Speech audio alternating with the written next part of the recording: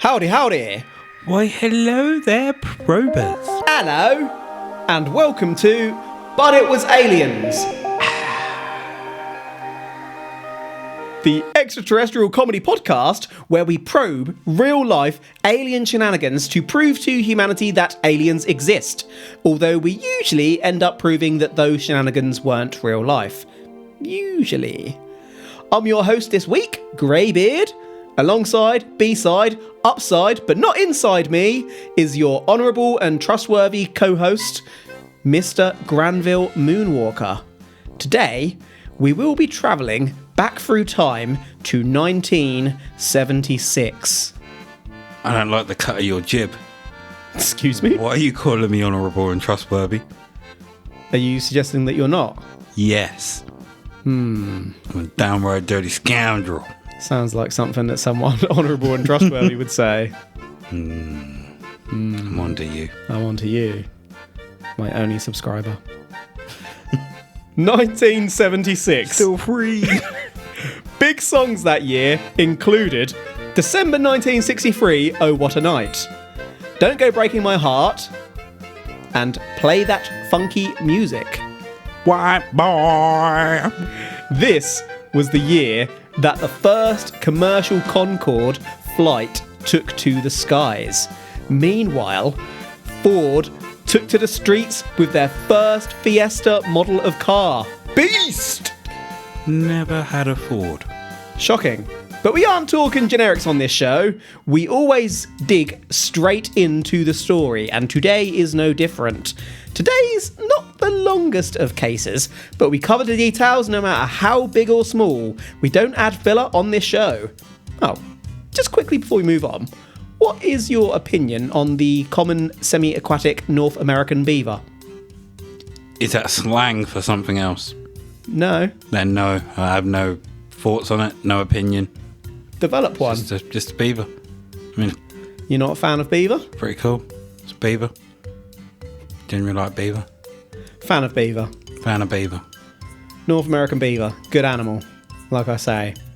No filler today.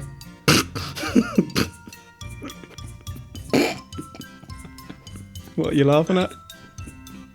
You just sighed in disappointment. Oh no. So what Greybeard has presented me is a picture of a North American semi-aquatic North beaver. American beaver, correct? But its head has been replaced with the head of Justin Bieber. And it is called Justin Bieber. Classic memery there, I think you'll agree. Beaver is the second biggest rodent, and the beaver build dams. Is it a rodent? Yeah. I even put it in the research notes. What's I googled this so shit. what size does it have to be a rodent? And Doesn't what matter about size, it's constitutes about- a rodent. Son, don't ask me such bullshit questions. That was a legit question. I don't see why you don't have it in here. Right, moving forward on this case with no dilly-dallying. It was the early hours of September the 19th, 1976. Afternoon Delight was also released in 1976, by the way. What a song. Boo! Sky rockets in flight. In the early Afternoon delight.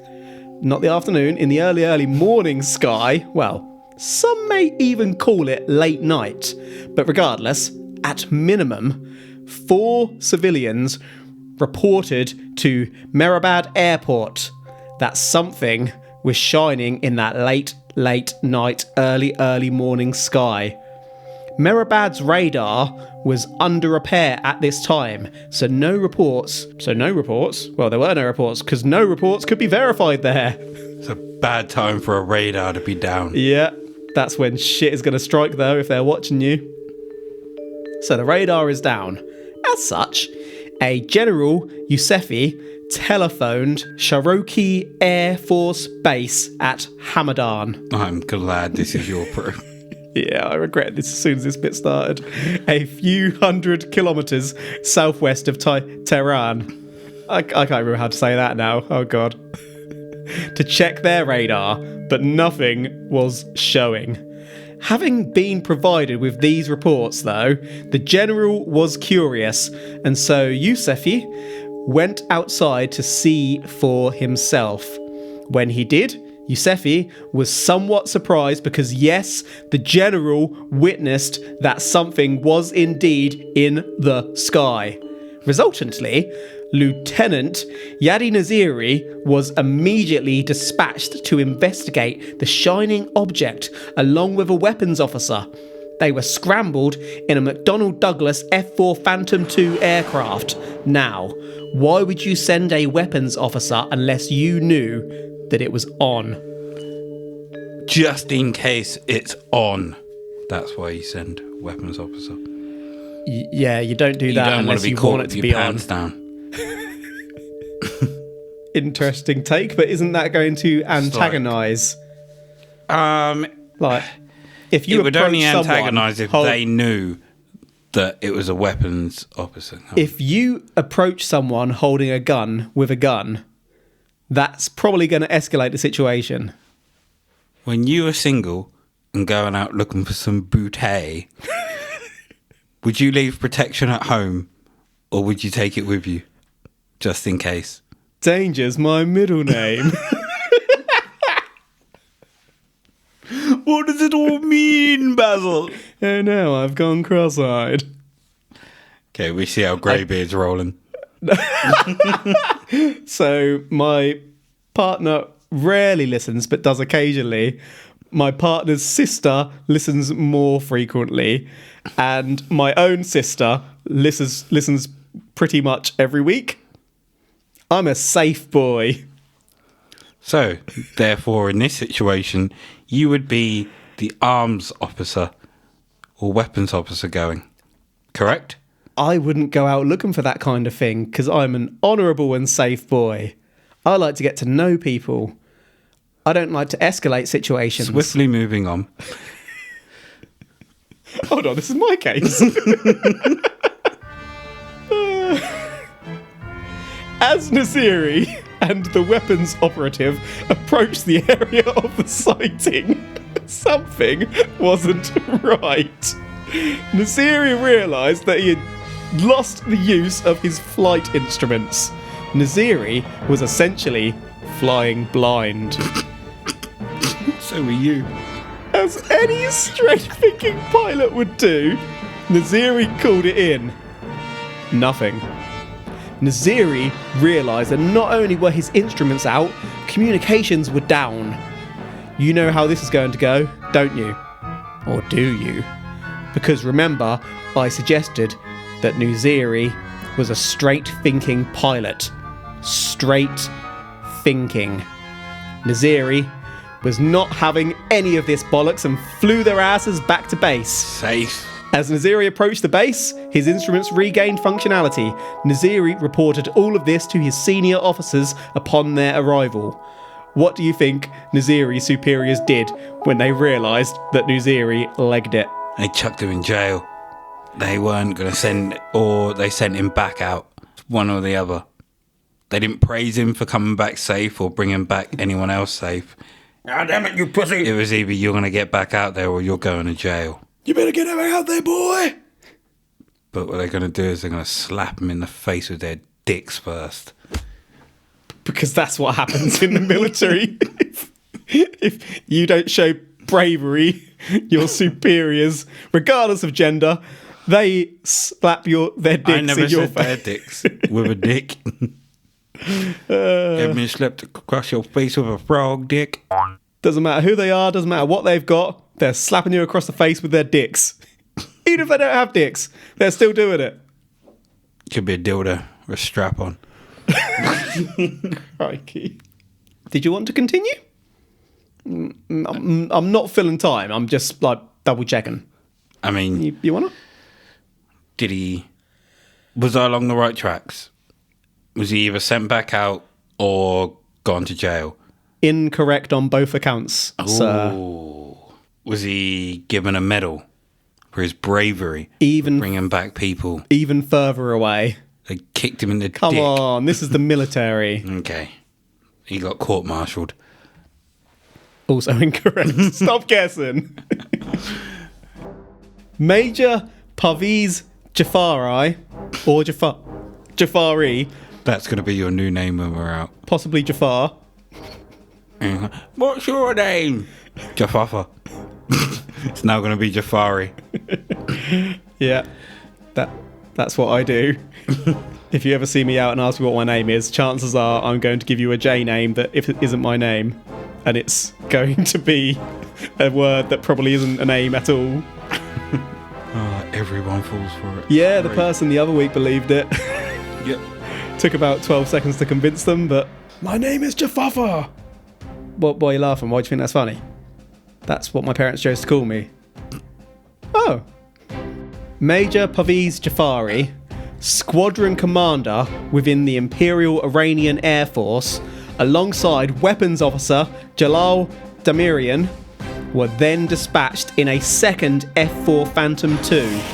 Their mission was simple: intercept the unidentified aerial phenomena. As the squadron, the single, isolated, vulnerable aircraft approached the area of sky in question, boom! Major Jafari and his weapons operative achieved radar lock on a bogey. The object, let's call it a UFO now, was 27 nautical miles, also known as 50 kilometres away. Jafari made visual on the bogey and described it as flashing with intense red, green, orange and blue light so bright that I was not able to see its body. Thank you, Wikipedia. As Jafari approached closer though, unfortunately, communications went down. You got too close. Got too close. Didn't learn from the other one. Nope. Do you reckon it's got like a protective barrier around it? Like a massive force field? You get within a certain distance of it and boom, all electronics go down. Although I suppose not all electronics if they're able to fly. Is it possible? Yes. Do I reckon it? No. Or would it just scramble radio waves? Because they're just not able to communicate. Possible. Everything else is up.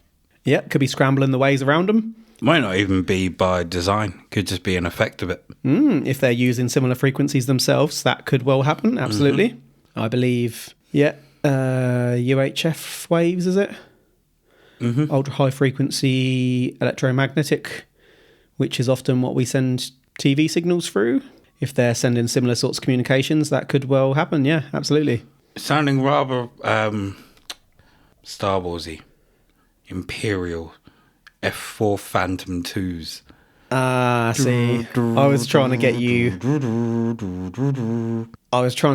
on Jafari, push you towards Aladdin. Hasn't worked. No. Damn it. Aladdin in the sky, or in fact Jafar in the sky with his little scepter, bird on his shoulder. What was that bird called? Jafar's bird. It's going to bug me now. Unlucky. So put yourself in Jafari's shoes. You're approaching a bogey in the sky, your comms are down. Sorry? So it's not Zazu. So your comms are down, you don't know what this thing is. What are you doing? Wondering what the name of this fucking bird is. So what, can you repeat the question? Basically, put yourself in Jafari's shoes. You're approaching the bogey in the sky, comms are down, you don't know what it is. What's your next action? Bearing in mind the last person just flew back. I would get weapons ready and fly by it. If you ready your weapons, can other crafts detect that? I believe the answer might be yes there. I think it's only if you do missile lock. But they've already got bogey locked. Do they have it locked on missile or just within range? So they had radar lock on the bogey. Radar lock's not missile lock. The weapons operative achieved radar lock. That's boom, you can fire. Lock. That's not missile lock. You might as well call it missile lock. Yeah, but it's not. So, that means yes, other planes are able to realise that you have missile lock on them. Well, I think that can't they detect radar lock as well? I don't know. Because it's radar. They're all waves. I don't know. We're debating something and probably a good percentage of our listeners who are interested in like aircraft and whatnot are gonna be like, you stupid idiots. I'm just going off Top Gun Maverick. I've not seen it. Oh, loser. Yeah, I'd like to. I just haven't had the time.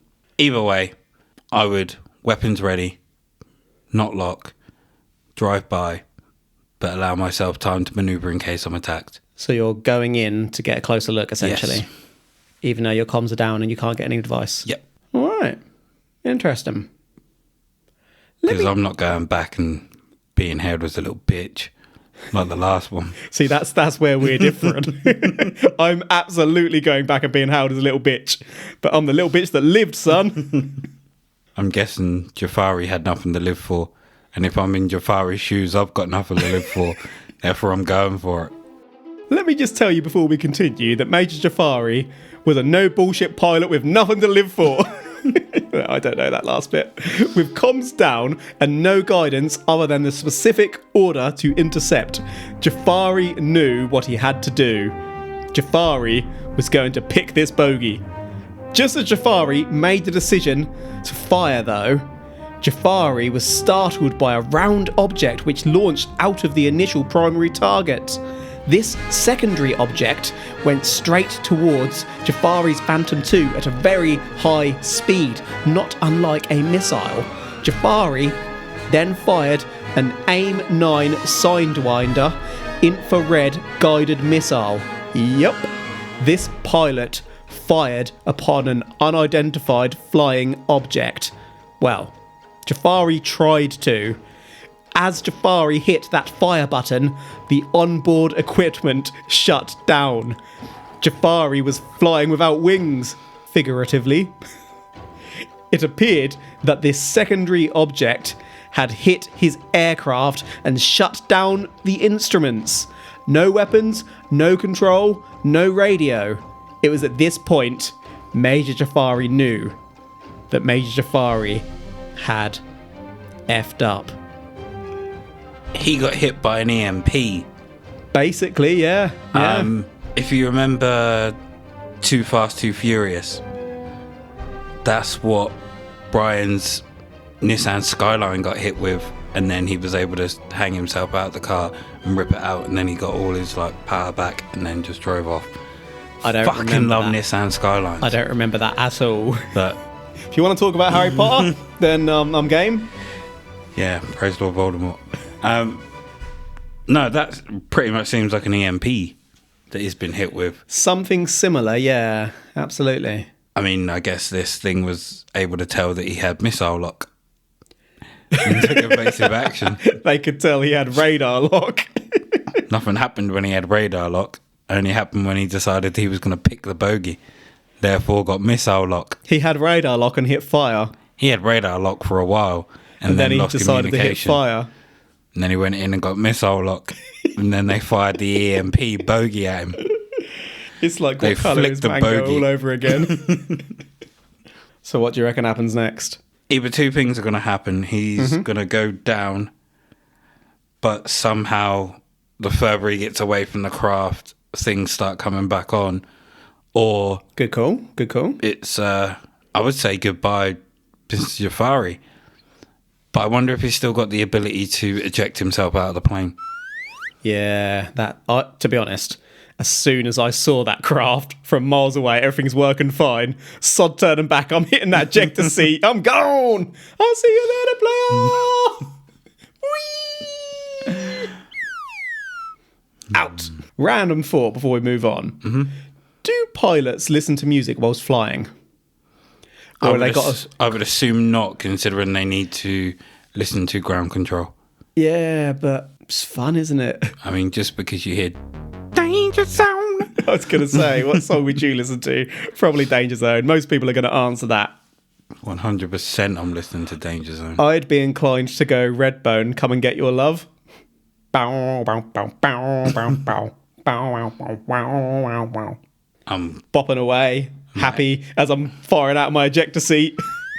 I might have to download the Top Gun soundtrack before I leave here and Listen put to it that on in your way home. Yep. You're going to get arrested if you do that. Do not do that. You'll be going inverted on the way home in your car. Steve's revenge. I'll open the doors up while I'm driving. I got wings! My doors are fucking heavy. Those bastards would swing back. You don't drive a Transformer, by the way, just so you know. Yeah, I do. Right, anyway. Jafari's aircraft flew past and away from the object, and as they got further away, the controls came back. Booyah! Comms were back too. Major Jafari immediately reported to Tower Control what was happening. Control told Jafari to get back. As in, frickin' leg it, son! That shit ain't us! Run! Jafari was advised to land at Mehrabad rather than return to Shakroki Air Base, where he had launched from. Major Jafari followed command, but as he did, he looked to his left side and Jafari saw that primary object. Jafari could make it out past the funky lights. Jafari could now make out that it was diamond-shaped. As Jafari was looking, another bright object came out of the diamond and hurtled towards the ground. Jafari braced for an explosion as he zoomed away, but the object slowed down as it neared the surface and landed gently, emitting a bright light as it did. Jafari did as instructed, flying away, and as he neared his own landing, the Phantom II experienced high levels of UHF interference. Major Jafari was able to land in the end though. They made it back to base. Meanwhile, Control advised that there were no other craft in the sky, but when told exactly where to look, Control too could see this unusual object in the sky. Ooh. Yeah, got interesting there, didn't it?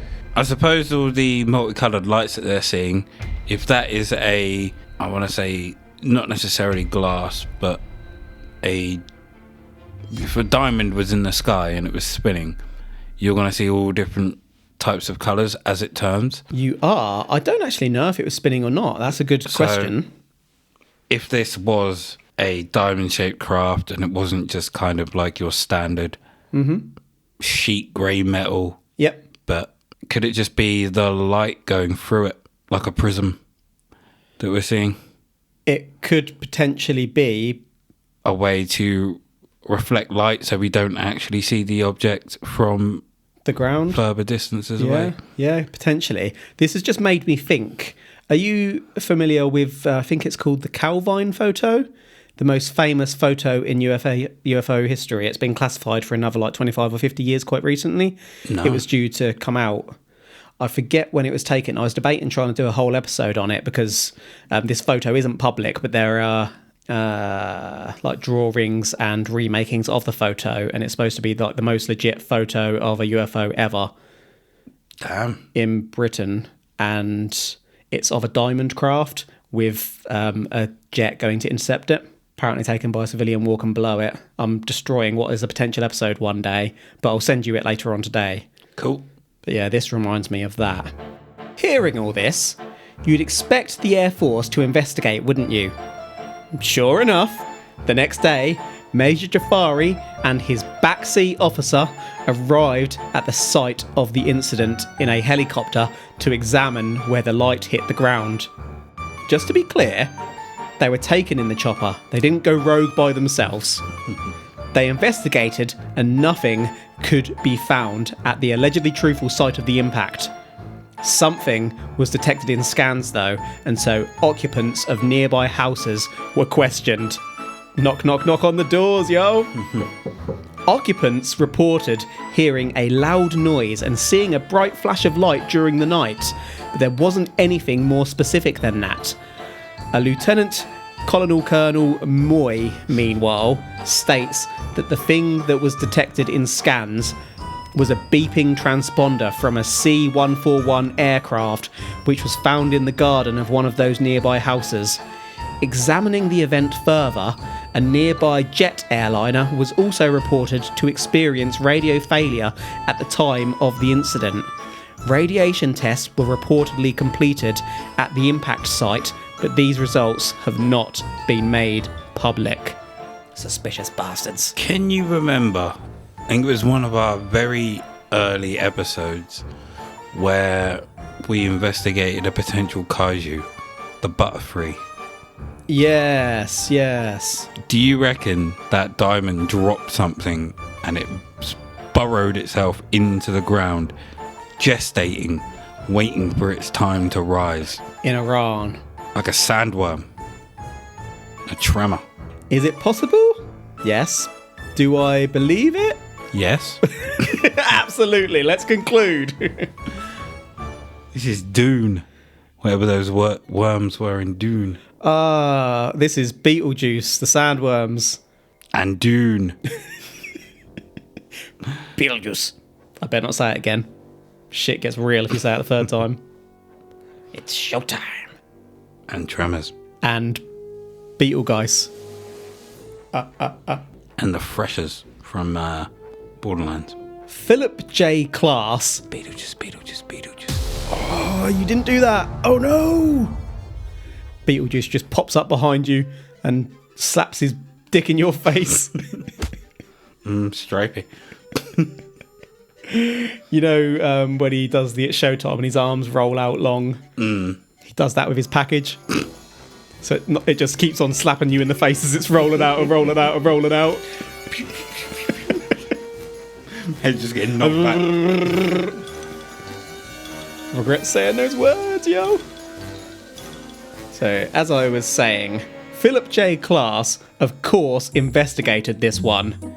It was the view of Klass that initially the pilots had seen an astronomical body, most likely Jupiter, for a change. Space researcher James Oberg would also reach the same conclusion. Klass would further state that only the second craft definitely experienced electronic failure and went in for repair.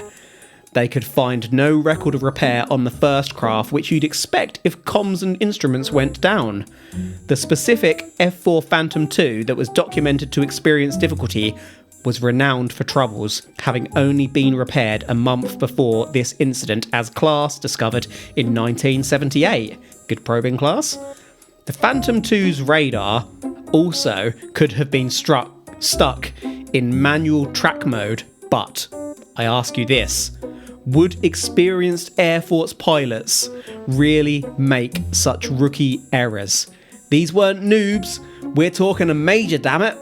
I mean, would you send the plane in for repair if everything came back on the further you got away from that object? Yeah, protocol. Absolutely you would. Oh, okay. They've got to check that there isn't an error and it's not going to happen again. Apart from Jafari seeing the diamond-shaped object in the sky, did the other pilot see the object, or did he just see the dot on radar?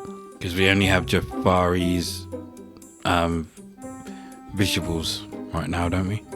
The rest of all radar?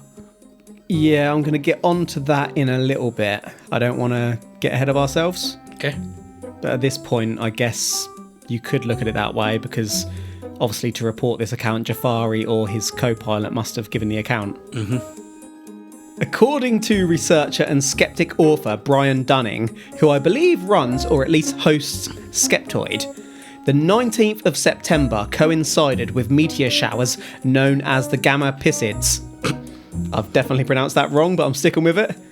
The Southern Pisids and the Eta Draconids shower. Could Dodgy this name. explain? It is, yeah. ETA of the Draconoids. Could this explain the falling lights? On this sceptical note, is it really that unusual that an aircraft experienced electronic or equipment failure? Craft were known to experience turbulence when passing nearby mountains, and their transponders would often accidentally release as programming suggested they were in a crash. Meanwhile, this was 1976 Iran. The work completed on craft may not have been up to the standard of today, and parts may have been imported from anywhere available.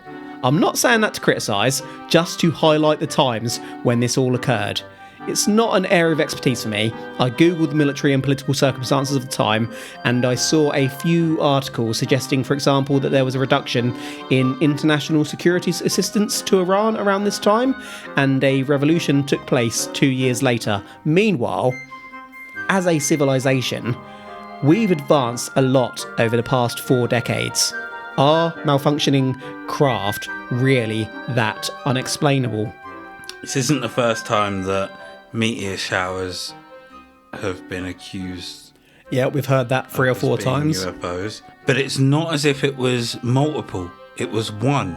Yeah, one and they craft saw and one something light. coming from it. Exactly.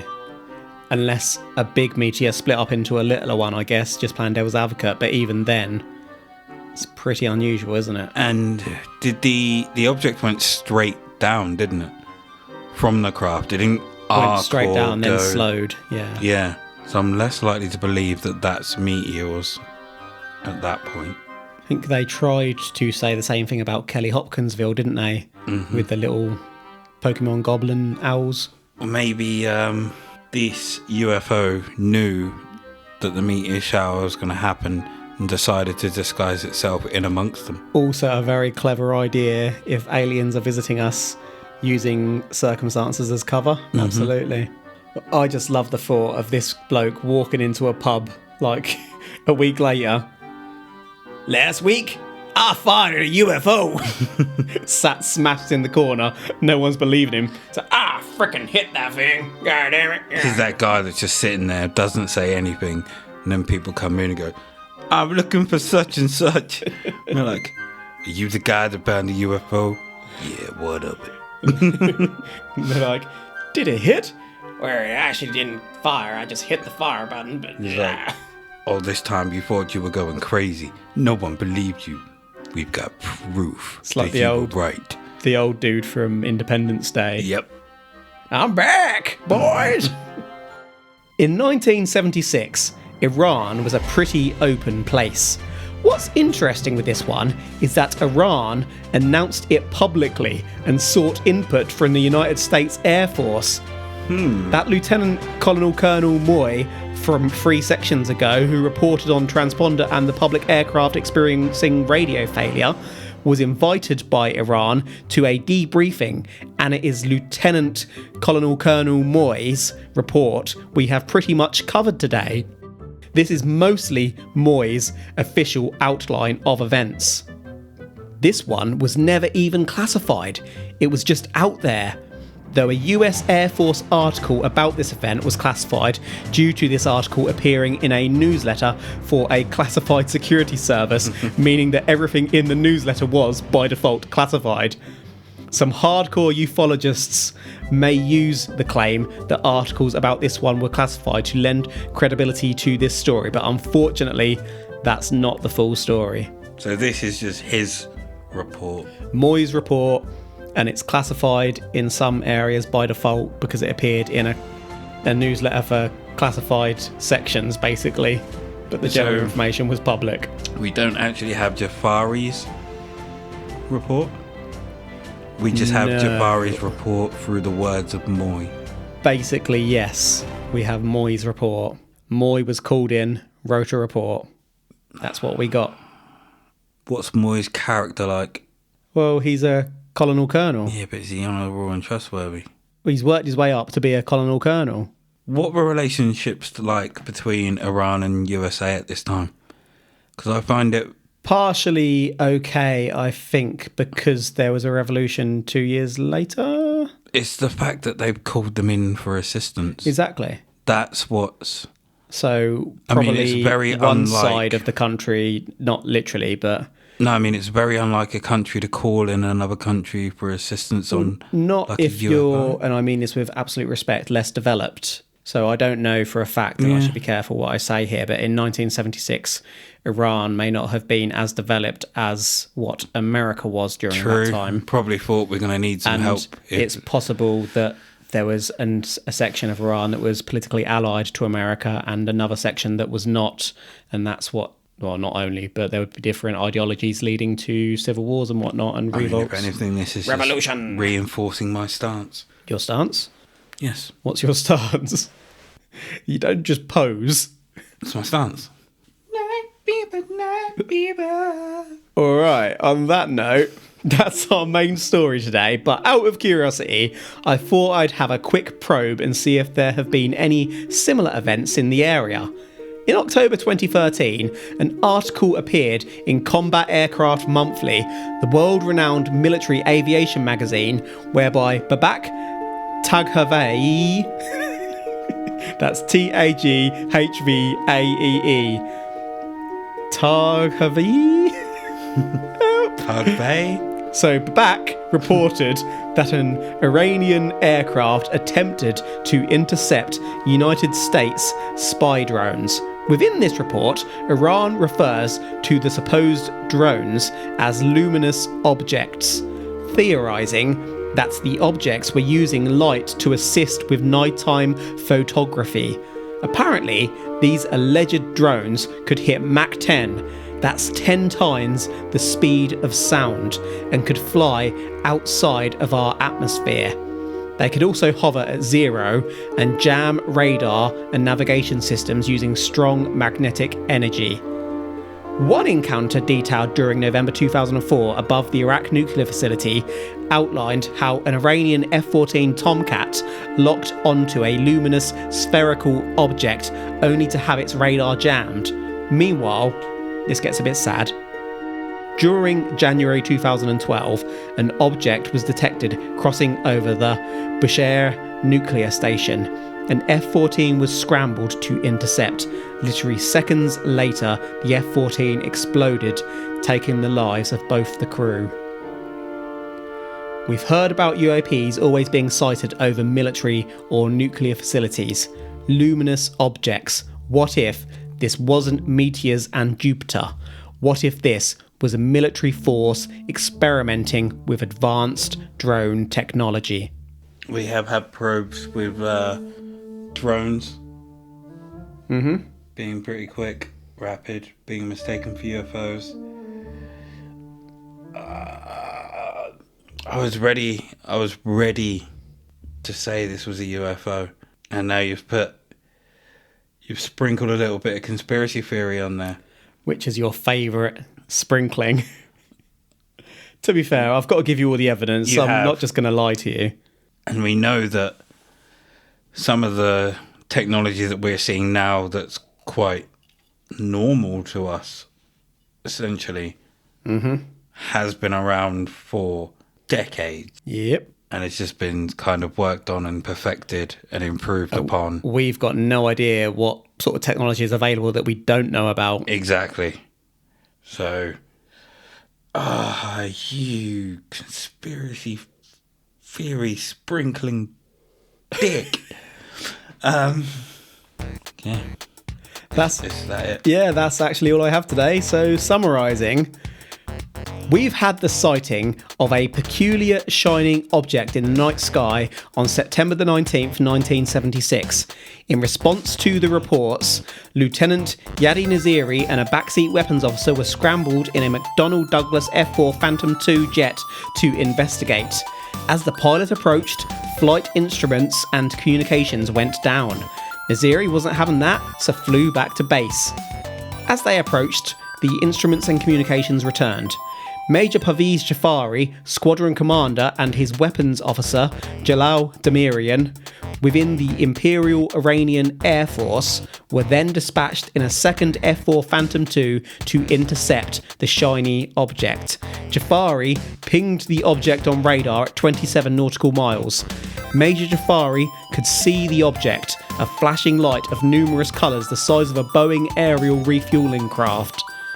Communications went down, and Jafari tried to fire an AIM-9 Sidewinder infrared guided missile. However, after a blob of light hit the Phantom II, the instruments went down and the launch did not complete. Jafari's aircraft moved away from the diamond-shaped primary object, and as it did, comms came back and control advised Jafari to leg it. As Jafari obeyed, he saw another light beam hit the floor. The next day, Jafari would investigate the site with Damirian, but could find no concrete proof. Locals reported seeing lights and hearing a boom.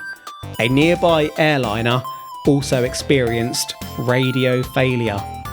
Klaas and others would investigate this one and conclude that it was a sighting of Jupiter, because Jupiter is a diamond that fires light at you and knocks out your instruments, obviously. But being truthful, the evidence, not the later reports, the investigation evidence, does indicate one craft experiencing failure, not two, and the civilian witnesses did describe the light in the sky as similar to a star but brighter, which is how Jupiter appears. Plus, there are reportedly 3 meteor showers in the area. But then, as we closed, we briefly mentioned some cases of military spy drones with pretty insane performance. Was this one aliens? Was this one misinterpreted planets and meteors? Or was this one experimental drone tech covered up? Anything you want to touch on before we conclude, Mr. Moonwalker? You know when Jafari saw the object hit the floor? Yeah. Why didn't they scramble a team to go and check there and then rather Immediately. than waiting till the next morning? That is a superb question and one I have wondered myself. I don't know the answer.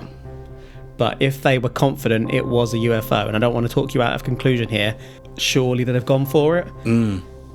But then you could say the same if it was drones. They'd want to get their hands on advanced technology from other nations potentially, wouldn't they? Whatever it was that dropped.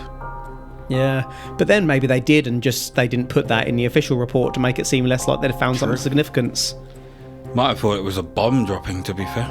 Yeah, or like I say, maybe they nothing did happened. scramble straight away and they didn't contact the neighbours until the next day, but they were on the site investigating right there and then.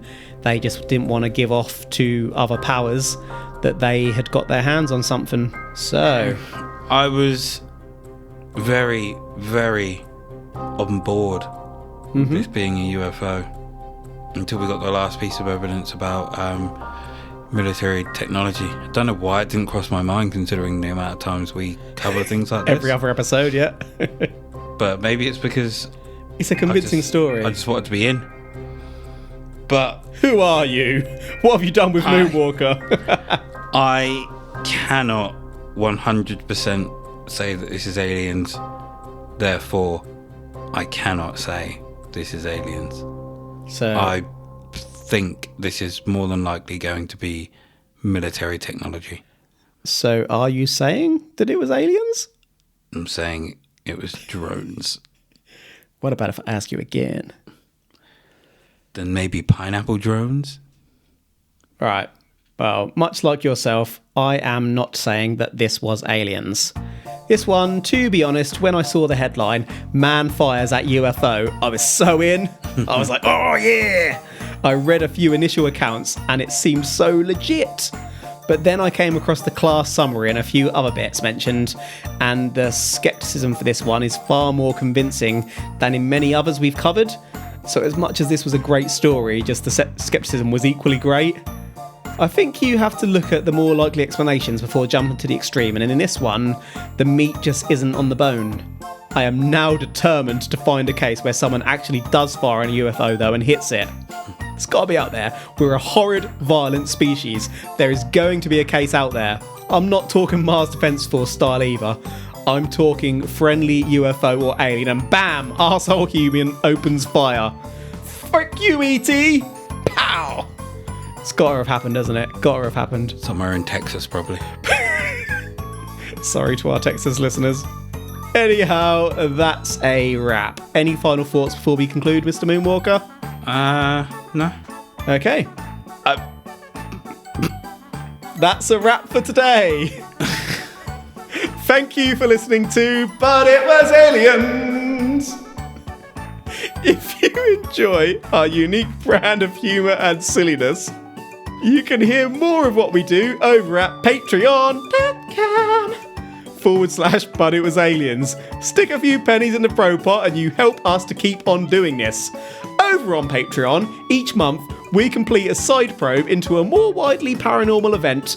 We're talking telepathic sex mystics, demons, cryptids, ghosts, you name it, we'll do it. Literally. Why are you looking at me like that for? Just like Rasputin's dick. If you have any suggestions, you can get in touch with us on the Twitter. At But It Was Aliens. That is the show.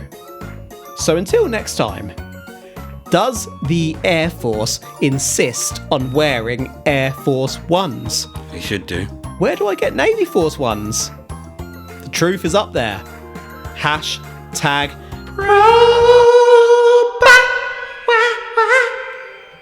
Fucking Major Jafari. I don't know what you're talking about, sir. There definitely is no image in the research notes of Jafar sticking it to Princess Jasmine No, of course there's not. with a plunger in her mouth.